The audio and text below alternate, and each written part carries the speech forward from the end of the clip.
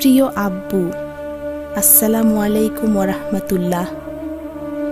আমরা তোমার 6 স্নেহের সন্তান। আমরা আমাদের সাধ্যমতো চেষ্টা করেছি তোমাকে আমাদের মাঝে মুক্ত আকাশের নিচে নিয়ে আসতে। আফসোস, আমরা তা করতে পারিনি। আমাদের কোনো অভিযোগ নেই পরম করুণাময় আল্লাহর কাছে। তোমার আকাঙ্ক্ষিত শহীদে মৃত্যু তিনি তোমায় দিয়েছেন। শুধু আজ খুব অনুভব করতে ইচ্ছে করছে তোমার সেই প্রশান্ত আর নির্মল চিত্ত, যার মজবুত ইমানের দুর্গ ভেদ করতে পারেনি কোনো রক্তচক্ষু, যে দৃঢ়তার কাছে ভেঙে চুরমার হয়ে গেছে জালিমের ফাঁসির মঞ্চ। আর তাই তো আব্বু, তুমি সীসাঢালা প্রাচীরের ইমানের উদাহরণ হয়ে থাকবে ততদিন, যতদিন এই পৃথিবীর বুকে ইসলামী আন্দোলন বেঁচে থাকবে।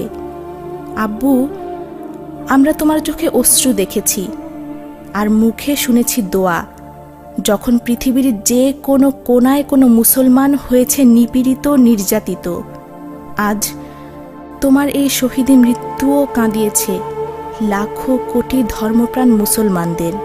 তোমার গায়েবী জানাজা পড়া হয়েছে পৃথিবীর প্রায় সব কয়টি দেশে। যে বিনিয়োগ এখন ইসলামী আন্দোলনের জন্য তুমি করে গেলে, তার ফসল আমাদের ভবিষ্যৎ প্রজন্ম এই বাংলাদেশের মাটিতেই ভোগ করবে ইনশাল্লাহ। আব্বু, সে 3.5 বছর তুমি আমাদের কাছে ছিলে না। আল্লাহ তাআলা হয়তো এভাবেই তোমার বিচ্ছেদের জন্য আমাদের প্রস্তুত করেছেন। কিন্তু যখন শনিবার আসে, সকালে ঘুম ভাঙলে মনের অজান্তেই তোমার সাথে দেখা হবে ভেবে মনটা আনন্দে দুলে ওঠে। সব প্রস্তুতি নিয়ে যখন কাশিমপুর জেলগেটে পৌঁছতাম, নিজেদের তোমার খুব কাছে মনে হতো। অ্যাপ্লিকেশন করে তোমার প্রতীক্ষার আরও কিছু সময় পার করে শেষ পর্যন্ত সেই প্রতীক্ষিত সাক্ষাৎ। তোমার চাহিদাগুলো পুঙ্খানুপুঙ্খরূপে কখনোই পূরণ করতে পারিনি আমরা। আমাদের দয়া করে তুমি ক্ষমা করে দিও। আব্বু, ঢাকা ইউনিভার্সিটির IER থেকে ফার্স্ট ক্লাস ফার্স্ট হওয়া তোমাকে কসাইকাদের বানিয়ে ফাঁসি দেওয়া ইতিহাসের নির্লজ্জতম মিথ্যাচার। ষড়যন্ত্রের মাধ্যমে মিথ্যাকে সত্য বানানো যায় না। সত্যের বিজয় হবেই ইনশাআল্লাহ। আব্বু, ইসলামী আন্দোলনে তোমার জীবন তুমি যেদিন থেকে নিবেদিত করেছ, সেদিন থেকে তোমার উপর আমাদের চেয়ে সংগঠনের অধিকার বেশি আরোপ করেছ। তাই তো আজ আমরা 6 জন ছাড়াও তোমার লাখো সন্তান। তোমার মুক্তির আন্দোলনেও শহীদ হয়েছেন অনেক জন। ফাঁসির মঞ্চে তোমার নির্ভীক পদচারণা আজ লাখো মনে নির্ভেজাল ইমানের স্ফুলিঙ্গ জ্বালিয়েছে।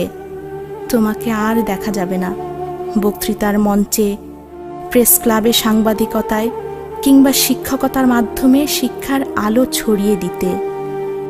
আব্বু, তোমাকে ফাঁসি দিয়েই ওরা ক্ষান্ত হয়নি। আমাদের বাসার নিচেই মওদুদ সহ 16 জন আত্মীয়কে পুলিশ দিয়ে রক্তাক্ত করে থানায় ধরে নিয়ে গিয়েছিল ওই কালো রাতে। আমরা তোমার জানাজায় যেতে পারিনি শেষ পর্যন্ত।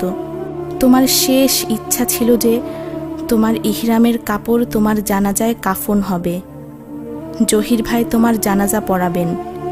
এসব ইচ্ছা আমরা পূরণ করতে পারিনি। আমরা কাঁদতে পর্যন্ত ভুলে গিয়েছি। আব্বু, এখনো বিশ্বাস হয় না তুমি নেই। জামায়াতে নামাজ আদায় করার জন্য তোমার 2 ছেলেকে এখন আর কেউ তাড়া দিবে না। ছোটবেলায় বাবা, তুমি পিঠ চুলকে না দিলে যে আমাদের ঘুম আসতো না, আর পরে আমরা পা টিপে না দিলে আর চুল টেনে না দিলে যে তুমি ঘুমাতে পারতে না।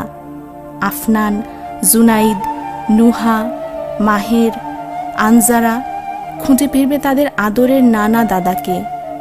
নুহা জুতা পরে রেডি হয় কাশিমপুর যাবে দাদাকে দেখতে। দাদার কাছে গিয়ে নাকি হলুদিয়া পাখি গানটি শোনাবে। অবুঝ শিশুটি জানে না ওর দাদা ভাই গান শোনার জন্য আর এই ভুবনে নেই।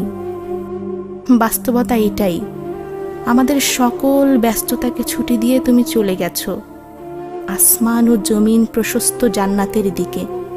যেখান থেকে কেউ আর কখনোই ফিরে আসে না। চলে গেছো ওপারে সুন্দর জীবনে।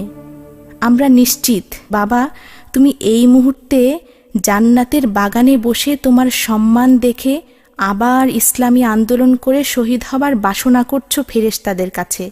আর ফেরেশতারা জবাব দিচ্ছেন, বিসমিল্লাহির রহমানির রহিম। ইয়া আইয়াতুহান নাফসুল মুতমাইন্নাহ ইরজি'i ইলা রাব্বিকি রাদিয়াতান মারদিয়াহ ফাদখুলি ফি ইবাদি ওয়াদখুলি জান্নাতি। হে প্রশান্ত আত্মা, তোমরা তোমাদের মালিকের কাছে ফিরে যাও সন্তুষ্ট চিত্তে ও তার প্রিয় ভাজন হয়ে। অতঃপর তোমরা আমার প্রিয় বান্দাদের দলে শামিল হয়ে যাও আর আমার অনন্ত জান্নাতে প্রবেশ করো।